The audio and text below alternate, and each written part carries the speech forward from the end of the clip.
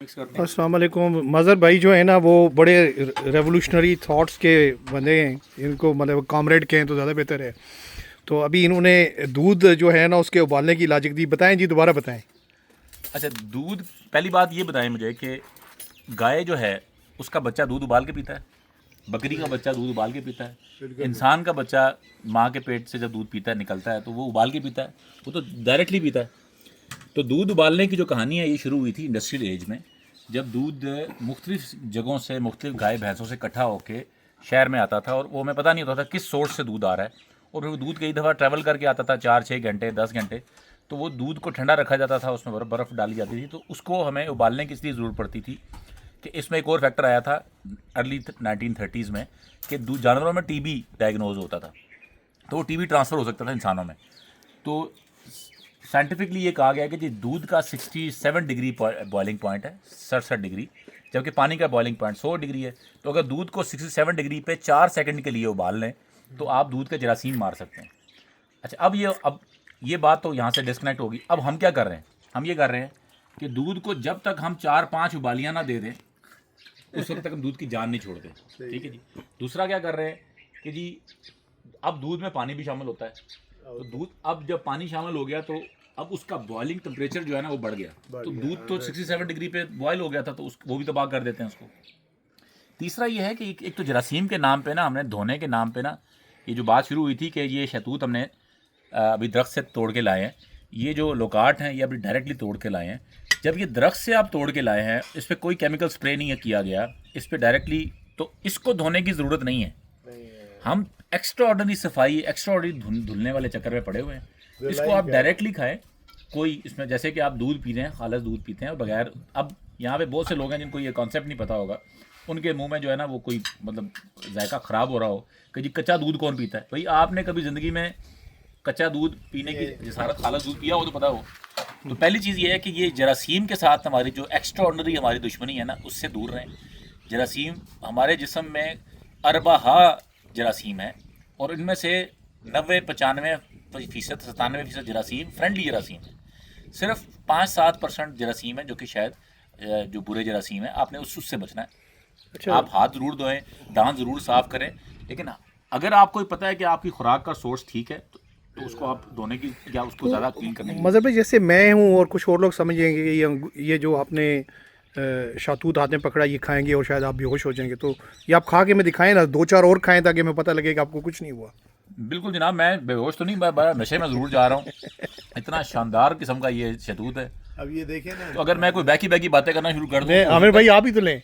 आमिर भाई जो है ना, लस्सी तो ये कच्चे दूध की लस्सी है। नहीं, कच्चे दूध की नहीं है, ये प्रॉपर दही की लस्सी है। दही की जी लस्सी है माशाल्लाह। लेकिन जी।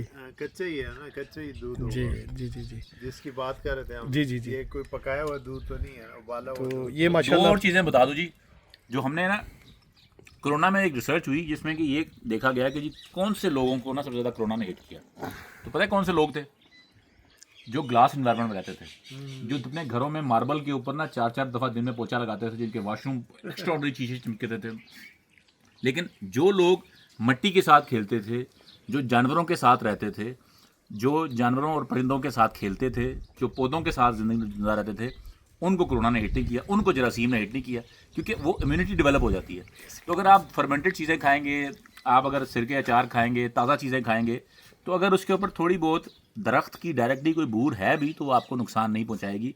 लेकिन अगर आपने आदत बना ली अपने स्टमक को बहुत ज़्यादा साफ़ सुथरा रहने की, और आपने कभी कभार ज़िंदगी में अगर आपको हल्का सा किसी बाज़ार का पानी पीना पड़ जाए तो आपका जो पेट है उस चीज़ काबिल नहीं होगा, तो आपका तबीयत ख़राब हो जाएगी। तो अपनी आदत को थोड़ा सा, ज़्यादा नहीं मैं कह रहा, लेकिन थोड़ा बहुत आप ज़रूर अगर अगर इतना रखें। अगर मतलब भाई मुझे आप अलाउ करें तो मैं इसको ऐसे सिंबलाइज करूं कि जैसे हमारे ब्रायलर का चेक होता है जी तो उसको हम एक क्लोज एनवायरनमेंट में डाल देते हैं ताकि उसको कोई एक्सपोजर की सीजन हो, मगर ज़रा सा एक डिजीज़ का एक जर्म भी उस इलाके में आ जाए तो पूरे का पूरा फ्लॉक वाइप आउट हो जाता है।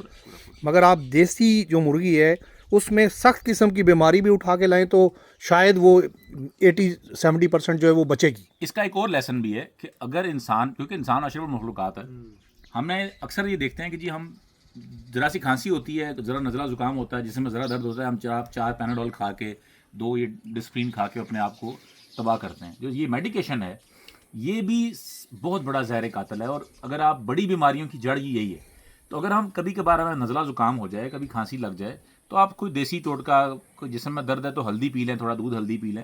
لیکن یہ دوائی کھانے سے بھی نا بنیادی طور پہ ہم اپنی امیونٹی سسٹم کو کمزور کرتے ہیں, اور ایونچولی پھر جس وقت آپ وہ گریجولی آپ کا جسم اینٹی بایوٹک لے کے, یا یہ جو ہماری جتنی بھی دوائیاں کھا کے ہم اتنے عادی ہو جاتے ہیں کہ جس وقت صحیح بیماری کا اٹیک ہوتا ہے تو ہماری جسم کی امیونٹی ہوتی نہیں ہے. تو امیونٹی ڈیولپ کرنے کے لیے بھی یہ ضروری ہے کہ آپ اپنے آپ کو مٹی کے ساتھ کنیکٹ کریں اور خالص خوراک کے ساتھ. اچھا عامر بھائی, دوسری ایک چیز میں نے پچھلے دنوں ہمارے پاس ایک ایگریکلچرسٹ آئے ہوئے تھے, تو ان کے ساتھ ہم اپنے فارم کی سیر پہ نکلے ہوئے تھے. تو وہاں ہم نے ریئلائز کیا کہ اتنی جڑی بوٹیاں ہیں اس جگہ پہ, ہربل میڈیسن سے. مطلب ایک ہم نے بوٹی دیکھی تو وہ میرے لڑکے اکھاڑے تھے, دماسا نام ہے اس کا. تو وہ جب میں نے امیزون پہ آ کے دیکھی تو وہ 1 آؤنس جو ہے وہ $5 کا ملتا تھا. تو کے جی میں 38 آؤنس ہوتے ہیں. تو آپ امیجن کریں کہ شاید وہ $150 کی 1 kg ہے. تو پھر میں نے وہ ساری کی ساری دماسا بوٹی جو ہے وہ کٹھی کی اور لے کے آ گیا. اچھا ایسے ہی یہ جو ہماری وائلڈ گھاس ہے, وہ کل میرے پاس ڈاکٹر نصیر آئے ہوئے تھے, وہ بھی ایگریکلچرسٹ ہیں اور بڑے ایکسپیرینس. تو انہوں نے مجھے کہا کہ آپ یہ تھوڑا سا لنگڑاؤ کہ کیوں, میں نے کہا جی میرے پاؤں میں درد ہے. تو انہوں نے کہا جی یہ آپ گھاس نکالیں اور اس کا قہوہ بنا کے پینا شروع کر دیں. تو 10-15 دن میں پوچھوں گا کہ آپ کی صحت کیسی ہے. سو اللہ تعالیٰ نے ہمیں ایبنڈنس میں ڈیزیزز کے کیورز دیے ہیں. اگر ان کو ہم اپنی خوراک میں ڈال لیں گے تو ہم ڈیزیزڈ ہوں گے نہیں. اور اگر ہم خدا نخواستہ ڈیزیز میں آ جاتے ہیں تو پھر انہی کی ڈوز لیں, اس سے پہلے کہ آپ جو ہے وہ سخت قسم کی کیمیکل بیسڈ میڈیسنس پہ آ جائیں.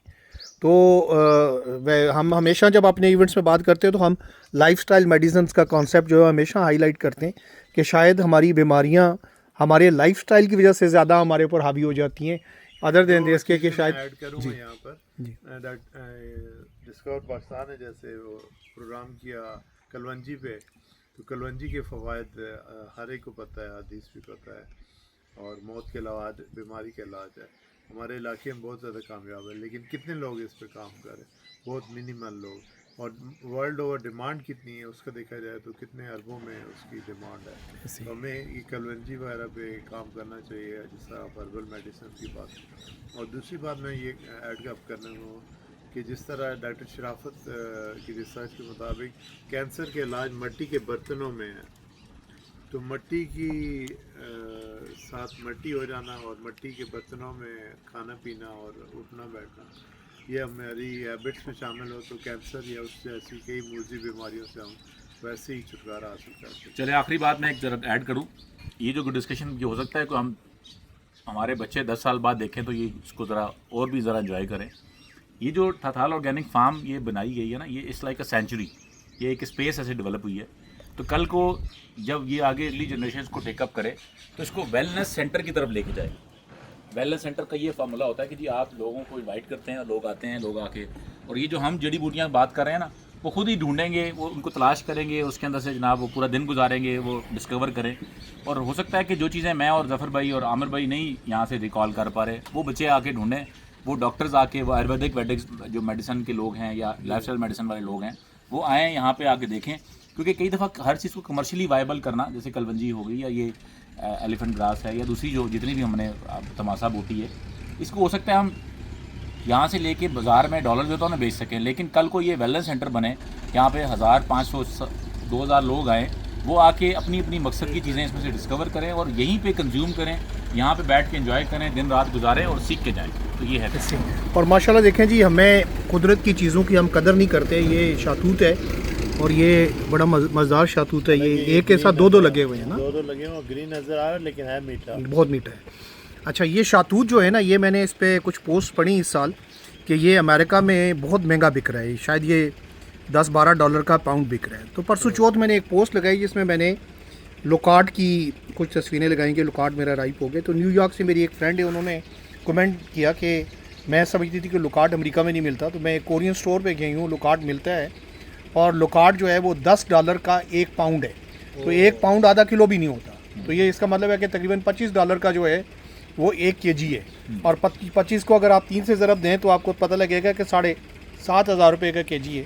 تو یہ اللہ نے یہ جو اتنی بہتات میں ہمیں یہ اپنی نعمتیں دی ہیں, इनको ज़रूर खाएं, अपने बच्चों को भी इसकी तरफ राग़िब करें। तो बहुत शुक्रिया। आज हम बैठे हुए थे, आमिर भाई आए हुए हैं हमारे पास बलकसर से, तो मज़र जो है वो काफ़ी दिनों से हम इकट्ठे नहीं हुए थे, तो आज अल्हम्दुलिल्लाह हमने लंच इकट्ठे किया, गप्पे मारी, और इंशाल्लाह अभी भी हमारा जो टूर है वो चलेगा। तो थैंक यू वेरी मच। अल्लाह आप सबको अपनी हिफ्ज़-ओ-मान में रखे। अल्लाह हाफ़िज़।